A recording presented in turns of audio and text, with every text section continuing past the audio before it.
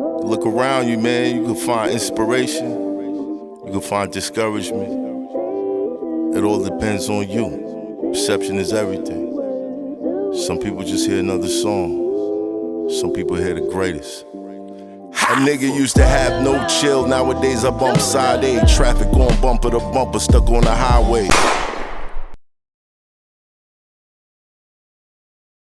They was like, yo, we the next generation. So that came about, and then next thing I know, we talk, and they like, yo, we gonna do this. I moved with MOP's next generation, straight up and down, like you want a conversation. There you go. I packed my jack, got to stay strapped. I bust mine. Sing that shit, man. You see what I'm saying? The very next line, you gonna pull. Queens don't be want to do very next line, you gonna pull. That's why I'm not doing it. There you bust go. mine. Don't try to. Yeah, that is. Yeah. See how fast It is a pause. You know what I mean? you think this is? Shut your ass up. So we end up forming a group, MOP. It came from the older G's saying, yo, y'all the next generation. Y'all ain't out in the streets like us. Y'all gonna do, that's why the support was there. So when we did videos and we did anything, shows, we had 100 Brownsville, Brooklyn dudes from Bed-Stuy. It's like, yo, we with Brownsville, East New York. Like, we had Brooklyn so heavy. Like, every time we did something, it was literally like 100 of us up in the club just wilding. Dope. And it was so dope because we didn't understand that we showed everybody that there's a chance to make it out of the hood. And then everybody's passing away, going to jail, getting into what they get into. So we made the How About Some Hardcore, but the dude who owned the label, Fred Meniere, he was like, yo, you got to do the whole album. And I've never produced the whole album before. And I'm like, a whole album? In my headspace, because I listened to albums, I was like, that's a lot of work. But I never knew I was built to do albums. And I said, all right, I'll do it. And I produced the whole album except one song, and that was Guns N' Roses by Silver D. He did that because he was the A&R. He said, man, I signed this. I got to get on this. But the album was so, because now I'm doing homework. I'm listening to West Coast. I'm listening to East Coast. I'm listening to everybody. I'm listening to hardcore. I'm listening to underground. I'm listening to everything. So I do the album, and it sounds like I'm 6 or 8 different producers on one album. Right. But this is one dude doing all the production. What was your vision like when you sit down and say, I'm gonna put that album together, these guys aren't even a group yet? What did you picture this turning out to be? My competition was a group called NWA. Say less. So when I seen NWA and how they was like, and didn't care, and I was listening to the acoustic and all the arrangements and the way the drum and the way the skits and all that was, I said, oh, we gotta. That was the bar. That was it for me. Right, that's the level. So I'm in there every day. So every time I come in the studio, they like, yo, what are you thinking about? So I got mad blue stills, say what, and the tracks, you know, Drama Lord. I mean, I'm coming with heat. Like, that was some of my greatest introduction work ever. And when Fred got this album, he lost his mind. The streets got that album, they lost their mind. Their energy was up. We was out of here, and them dudes coming together, it was crazy. It's crazy. I'ma say, we was the birth of the hardest, rugged sound that came from New York on the Brooklyn side. Facts. I say we started that. Where everybody like, yo, we this hardcore, I don't care, kill your moms and throw yours. We was doing that. We was talking that. No labels wasn't putting that out until we came. And when we came with it, we started something. Wait a minute. There might be an argument against that. Onyx. He said Onyx, Queens. He said Brooklyn. Brooklyn. I said from Onyx Brooklyn. is from Queens. Oh, then, yeah. Brooklyn. You see what I'm saying? I ain't saying Queens. Onyx had their thing. Onyx did their thing. Right.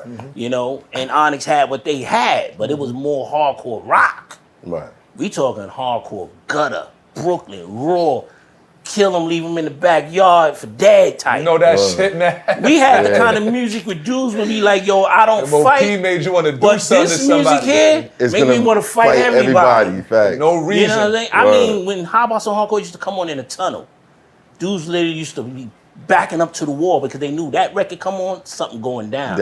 Every time they play that record, it was something. In Brownsville, niggas created And I was like, wow. Look what we created. Look what we started. You know what I'm saying? We the godfathers of that. People don't see it as that. You see what I'm saying? But, hey, like I said, that's why the sound you don't is tell so the locked story in. enough, D. You don't tell the story I know. enough. Yeah. I know. Not outside enough. Yeah. You know what it is? Shout out to Fame. I'm a lab Shout out to cat. Dance. You know what I mean? I'm the scientist that stays in the lab. And that's all I did my whole career. Yeah, When they used to call me, yo, come to the video shoot. Come to the movie. Come here, come there, come to this. I'm like, man, I gotta make some beats, man. I ain't got time for none of that. Right. And I ain't gonna say it was a bad choice, but I think that was one of the greatest choices I made for as being able to have a catalog I built for myself. I stayed that focused. But the only thing, I didn't get the popularity that comes with that kind of focus. Right. Because there's two types of producers. The producer that stays in the lab and the producer that stays in the lab and also stay on the front line. That was the difference. I wasn't a frontline producer. I had the respect of all the A&Rs. It wasn't one label I couldn't walk into and be like, yo, I got something for you. I'm signing artists on just a conversation. I don't got no music, nothing ready for him. Like, yo, I got an artist and he's dope and I think what do you want? That's what it was. Let me tell you how crazy it was. It was so crazy. Russell Simmons come to my crib, my house. He brought Leo Coleman to my house to the hood in the middle of Brownsville. Then I moved over to Bushwick. Then they started coming to Bushwick and Decatur Street. And Evergreen, right? You know what I'm saying?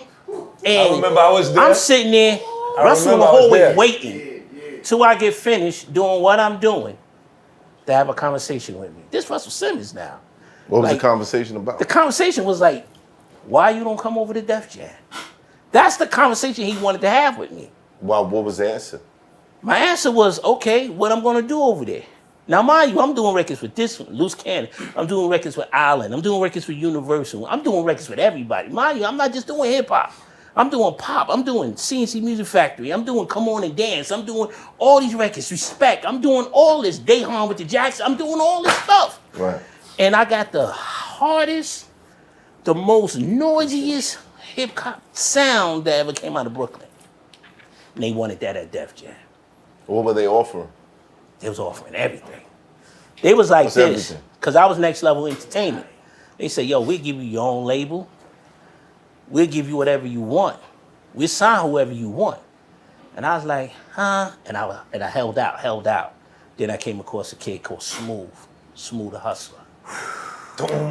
So I held out with Smooth, right?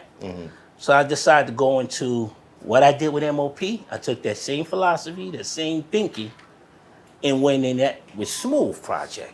With the broken language. Then I pulled the team together and said, okay, this is going to be the new kid that I'm working with. Yeah, he's cool, but he sounds like the MOP, or he remind me of Bill, he remind me of this dude and all that. Brownsville, bro. I said, yo, this is a Brownsville sound we create, like Motown. Motown sound like Motown. Right. Like, it don't matter who's using the Motown musician, they're going to give you that sound. Right. And that's what I had. I had that sound that if you was from Brownsville, you had that attitude. So it wasn't hard to pull it out of you with the music. All you got to do is say, yeah, I'm down. And I do the rest from there. I'm the type of dude, you come in and go, leave him on the block, I'm gonna and come back, it's a whole hook. A whole song waiting with the hook, the verses, the breakdown, the bridge, the outro, the intro, everything. That's who I was. And I was in it so hard. So I started working with Smooth the Hustler. So everybody was like, yo, man, but he sound like a one-man this and all. They were saying all kinds of stuff. What's up, y'all? It's Matt Hoffa of the legendary My Expert Opinion Show. Y'all can check me out in Chattanooga for the Hip Hop Summit out there, October 14th. I'll be there. Hope you're there too. So, Can't check to find ways. I wasn't trying to slave a 9 to 5 till my dying days. Frank Sinatra, I gotta do it my way. Chasing the dreams.